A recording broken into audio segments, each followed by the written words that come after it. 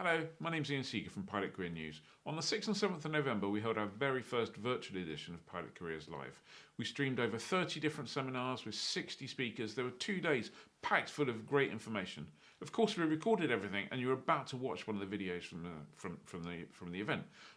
Before you do, I just want to thank our sponsors, Bose, Alsim, Entro, and of course Pulis. Without them and without the exhibitors, it wouldn't be possible. The exhibitor pages are still live, so feel free to head on over there. Go to www.pilotcareerslive.com and click through to the exhibitors. There's loads of information, loads of downloads, all sorts of great stuff there for you. Anyway, enjoy the video, and if you find it useful, really appreciate it if you click subscribe on our YouTube channel. Thank you. Bye-bye.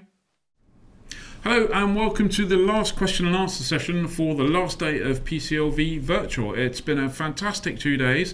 We just had one minor technical snag a minute ago, which is why there's now this laptop here with all of your questions on, which just gave us a little bead of sweat at the last minute. So we're going to run through the questions. Panelists, thank you very, very much for coming back. I'm just going to say one thing. We've got more questions than we've probably got time for. So if I address a question to someone, if you could do your best to give you a shortest, punchiest answer, that would be great. And then we can get through as many as we possibly can. I would just say, if we don't manage to get through all of them, you can always jump on the stands, and if there's nobody there on the stands, and I'll come back to that in a second, then send people an email. They can answer your questions as well. The stands will remain open, and the stands will remain open and there for the next 3 months. They won't be continually staffed at all for the next 3 months, but there's always a contact form on there, so you can get in touch with people and ask as many questions as you like for the next 3 months. So there you go.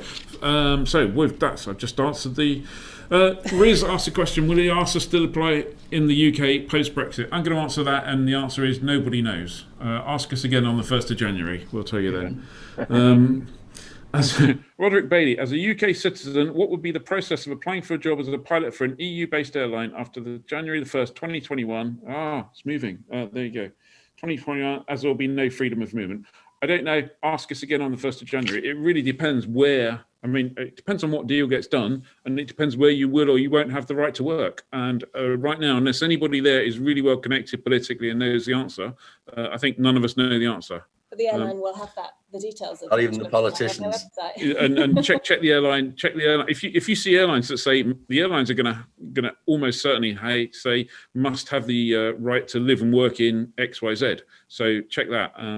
So hands up if anyone's got an inside track on that. Anyone knows Boris and Michel Barnier's little tete-a-tete, and that would be great. They don't know. Sorry to interrupt. I do not know them, but I've converted my license to different regulators, and usually if one regulator is accredited in another regulator, it's a streamlined process, and you just do a theoretical exam, and the simulator sessions, they will be included in the airline's own simulator sessions. So usually it's very streamlined from one place to the other, being the most difficult, China right now.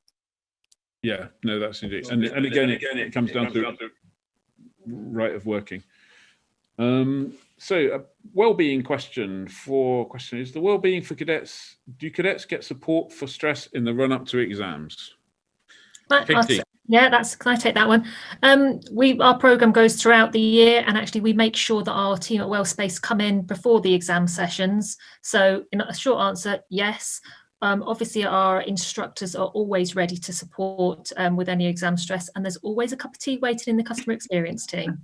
Fantastic. And Declan has got a question specifically for you, Katie. What would be the best way to cope with stresses of flight training? I think there are no stresses of flight training or exams, are there? There's no stresses at all, and I think there's a range of activities that you can do. We talk a lot about healthy eating, making sure you're hydrated, getting out and getting some exercise, getting away from the books just for a few minutes, but just looking at things that make you happy outside the aviation world. Just put a pause on the aviation world for a few minutes out of your day. That and your company dog. And our company dog. Everybody needs a Monty in their life. There's a medical question, and I don't think Dr. Fonzo's there. So any other medical doctors there moonlighting as instructors? No, we'll come back to that. Is there any particular differences in qualification for a commercial pilot and a cargo pilot? I'm going to say no. No. Correct. No. Correct. Does anybody know any links for pilot CVs and assessments, and how do we know that they're the best and proper for us? Well, the first thing I'm going to suggest is you go back to the on-demand section of the website and you look at the session we did with Tina Conacher earlier. Tina's a psychologist, specialises in CVs and cover letters, but did a really good session, and at the end of her session she left some links to free resources for CVs. And Karen? And I'm going to put my Resilient Pilot hat on here. We have a couple of webinars on Resilient Pilot that talk about CVs and cover letters as well. So go onto the Resilient Pilot website to watch those on demand as Excellent. well. Lots of on-demand watching for people. Who needs Netflix, huh? Megan would like to know, how long does your frozen ATPL stay valid for if you're unable to find a job after completion of your training? Well, 7 years. Who wants to take that? Hands up, anyone? There you go, Nuno. So you have 7 years after the date of XP of your IR.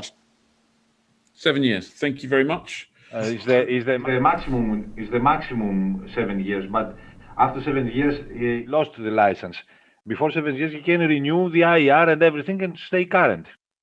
Okay, but probably best, going by what Petter said, not to leave it a maximum of 7 years before you need to renew. So if you want a chance of getting a job, then clearly staying engaged leaves you much more chance for getting a job than staying disengaged for 7 years and then going and renewing. And frankly, I suspect that if you've gone through... My advice to revalidate his instrument rating every year, not to leave it like this, because then is needed refresher, recurrent, blah, blah, blah, and then renew the license. Yeah, I suspect the skills perish quite quickly. What should you do if your application to a cadetship or flight school is rejected? Philip, would you like to take that? Yeah, well, I think speaking for ourselves, we're looking at the assessment process, and there's three elements to that. There's the CUTI or the CUTE online section, there's the SIM section, and then there is the general interview. Now, depending if somebody falls down, it depends what aspect they fell down on. So I think it's a case of, if they weren't successful, to obviously on the day itself, you'd get feedback as to where you haven't been successful, and just see if there's another plan B into it. It might be a case of saying to somebody, well, unfortunately, we don't think it's worth you taking a chance for integrated, maybe consider modular or another flight training school. Thank you. The purpose of the assessment is to catch any shortcomings on the part of the individual. There's no point in an ATO signing up somebody if they haven't got the ability to do it. It's not fair on the individual, and it's not fair on the school either, trying to bring somebody up to standard they don't think they can do it. So the assessment is there for a good reason, but sometimes if you drill into it and find out there was only one small aspect where there was a shortcoming, maybe that can be addressed then thereafter. Petter, I know you're doing some work with indicative assessments. And do you have cases where an indicative assessment might say, you know what, this is really not suitable for you? And if so, how do the people handle that? Well, I mean, we started with our indicative assessment this Monday, so we're still processing the first ones that goes through. So we don't know exactly how they are adapting to it. But the fact is that the reason that we started is partly due to my work through the channel, where we found out there was a lot of misconceptions about what you needed to have in your personality to become a pilot. And we thought that before you even go to a flight school, you probably should go through some type of assessment, get some kind of feedback so that you can work on these competencies. Maybe it's your English language skills, maybe it's your mathematical fundamentals, whatever it might be, so that you have a picture already. You can work on that, and then you can go to Philip, for example, at Afta and do the full assessment, hopefully having worked on those weaknesses. And crucially, like you were saying, there are instances where a CUT-E assessment, which this is, will tell you that, listen, you have shortcomings in so many of your personality traits that you should probably think about doing something else, because it is unlikely that you will be able to go through your training and be successful or to get a job after your training. So rather than hearing that after you have spent X amount of thousands of euros on your training, is better, even though it might not feel that way, to hear it before you start your training. And that's why we started the indicative assessment with the Airline Pilot Club. Thank you. Joshua is asking, do you have to have A-levels to become a commercial pilot? You don't have to. Education's always good. More education's better than less education, I would say.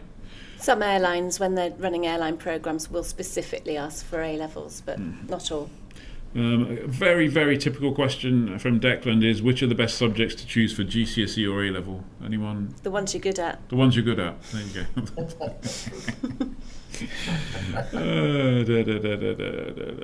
It does a job before flight training. All to your chance to get an job. Retail. I think there's a bunch of other questions there, but there's quite a lot of medical questions which are bit in depth, so I think we're gonna leave it there because we've overrun, sadly. I'm going to thank everyone very much for coming back. Thank you for your presentation, and I look forward to speaking to you all soon over the coming weeks, and to thank you personally. Thank you very much, everyone, and I'll see you soon. Thank you. Thank you, everybody. Bye. Thank you. Bye. Bye. Right. So that leaves us just the wrap up to do, Karen. Yeah. What do we do? 2 days of it's probably 7 hours a day. 14 hours of streamed broadcast live material. That went quite quickly, didn't it? It did. I guess for me, I don't know about you, but my kind of the message I want to get over that I really hope people have picked up is this is about you making your choice. Nobody can make your choice for you. You have to make your own choice. And in order to make your own choice, you need to gather the data that you need to make a sensible choice and the right choice for you. There's no simple answer, sadly. There's no one answer fits all. So go do the information, talk to the exhibitors, talk to as many exhibitors as you can, form the right opinion, choose your family, choose your ATO family, and get that right. So that would be, and stay positive, stay engaged. These times are not great. They're not great for anybody. Well, maybe vaccine manufacturers, I don't know, or suppliers of PPE to government, or whatever. But they're not great for most people, are they, frankly? So, we can choose to be down about that, and it's not a huge amount of fun living through COVID times, but stay positive and stay engaged and stay determined. That would be how about you? I don't think my advice is any different to that. I agree with you entirely. It has all been about gathering your information so that you can actually go away from here and make an informed decision. But this is just one area of gathering information. You need to drill down. So hopefully where you are is somewhere up here in the whole funnel of trying to work out what you want to do, and here is where you want to aim is to a decision point. So you're now some way further down that funnel, hopefully, where now you can say, okay, I've worked out that these ATOs are on my shortlist, and these different people seem to be good people for me to talk to, and that's where I'm going to go next to really drill down and get detailed information about what's going to work well for you. And I think that's really important. And if you haven't done any flying, then Get out perhaps and do a some little flying. bit of it, even if it's gliding, which, as we've learnt today, was a real eye-opener for me, how cheap it is to actually get into gliding and build a real aviation family from the age of 14. So I don't know what sort of age group people are today, this afternoon, right now listening, but from the age of 14 you can actually get to the controls of an airborne aircraft, and that's got to be a fantastic thing to do. You can solo glide at 14 at as well, 14, yeah. Amazing. Yeah. Glad I didn't at 14. Anyway, thank you very much, everyone. Don't forget, everything's online in the on-demand thing. You can go and look at it there for as long as you want. And thank you again to our sponsors, Bose, Poolies, Alsim, Entrol. If you use code PCL at Poolies, you get 5% at checkout. So thank you very much to everybody, and have a great aviation career. And we look forward to seeing you at another one of these at some stage. Thank you, and stay safe. Stay safe, everyone. Thank you.